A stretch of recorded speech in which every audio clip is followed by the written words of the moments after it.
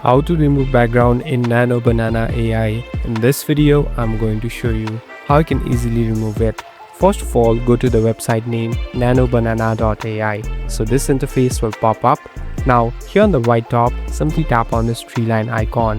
Now here, you'll be able to find the option called toolbar. Simply tap on this drop down button. Here, there are different tools that you can select from. So we're using background remover. Simply tap on background remover. Now slowly scroll down. So this is the section where you can easily upload your image and it will automatically remove the background.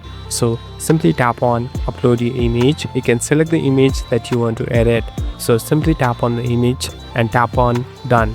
So this will automatically remove the background and give you the result. Thank you for watching this video. I hope this video will help you.